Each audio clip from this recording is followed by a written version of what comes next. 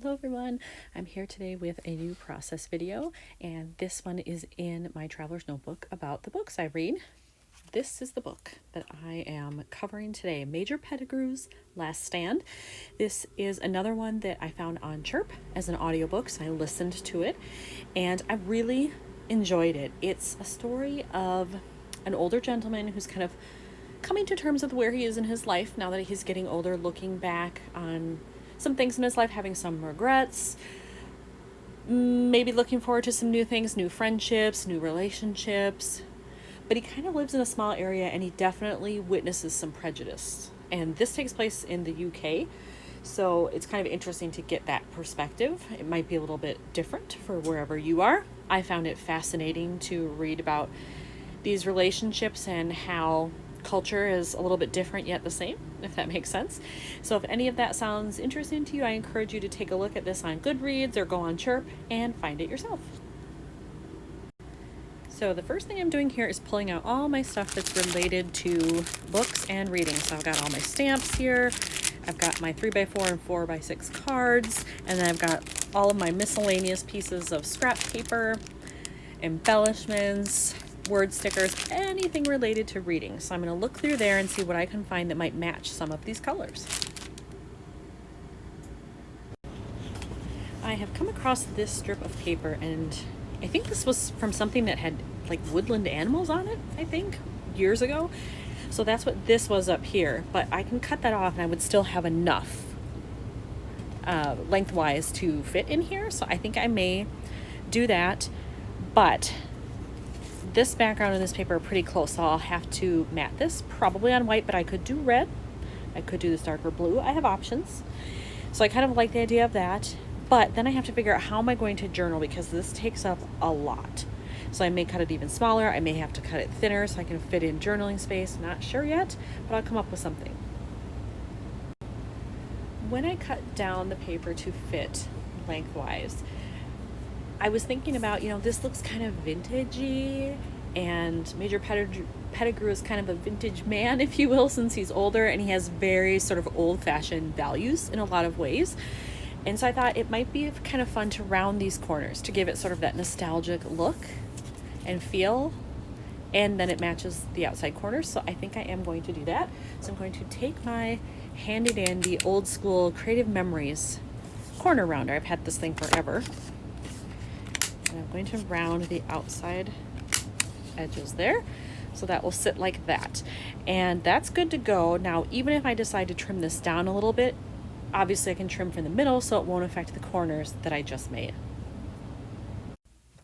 For this paper, I did decide to cut it a little bit. It was 3 inches wide, and now I've cut it to 2 1/4 because that will give me some extra room over here if I decide I'm journaling in this space. That still isn't a lot of room.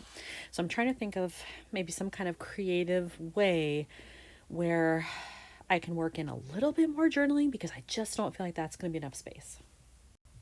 All right, I think I've come up with something else that I can do. I was trying to sort of think out of the box about how else I could fit in more journaling. This is kind of the problem, because I don't want to put a white box over it. I already have white over here, so I wasn't sure what to do. But then I went into my stash of circular elements because I knew I had some of these that had lines. And these are just digital files that I bought a while ago. I think, I want to say they're from Ellie's studio, but I'm not positive without looking at them, so don't quote me on that, but I think they are. And so whenever I need them, I just print more, punch them out with a 2-inch punch, and then keep them on hand. So both of these colors will match what's in there. So I'm wondering if I can somehow kind of maybe go like this so that I can work in the journaling, but I'm still using this space that otherwise would have been unusable. But then still bring in color. And I could ink around the edges here, like with a gray, because I've got gray in there to differentiate it from the white background. I kind of like that idea. Maybe I shouldn't have them touching though. Maybe they should just be like this. I don't know. I'll mess around with it and figure it out. But I think that's what I'm going to do in order to get myself some more journaling room. I did decide to ink the circular pieces here, and I used this one right here, Smoky Slate from Stampin' Up. I've had this one a while. I think it's one of their newer colors though, because this is the new style ink pad, or newer.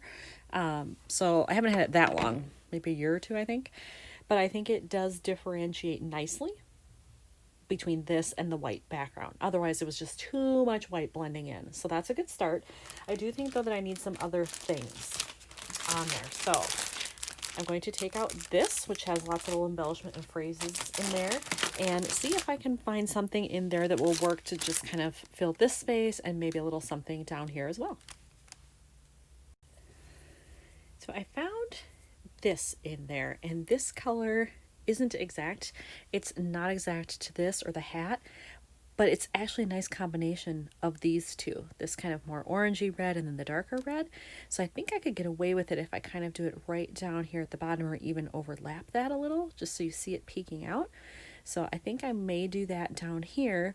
And then I still feel like maybe I need something here along the side or slightly overlapping the bottom of the photo. So I'll keep looking for that. So I actually had that stuck down there. As you can see, there's adhesive on the back, and then I pried it up because I found this one and I like the color better. I think it lightens it up and it matches the band on the hat there. And there is a little bit of yellow in this pattern, so I'm thinking I want to do that here instead. And then I could still use this up here. Maybe it's kind of long for the top, but I'm not giving up on it yet. So I'll adhere this and hang on to this. So when I put this on, I decided to lift up the edge just a little bit and put a mini staple in there that only goes through this paper. That way it does not go through the other side. So it's really more just for looks than anything else, but I added that, and then I decided there really isn't room for this, unfortunately. So this one's just going to hang off the end of my desk maybe until I can find a use for it, since there's already adhesive on it. So who knows, maybe I'll have to do another one of these almost back to back and maybe find a way to use that if the color matches. But for now, I think this one's done. It's pretty simple, but I don't mind that because this is just for fun. It's just the books I read. Eventually it will get thrown away. I'm not going to keep this forever. So I'm happy with how it turned out. So here's another one in my TN about books. Thanks for watching.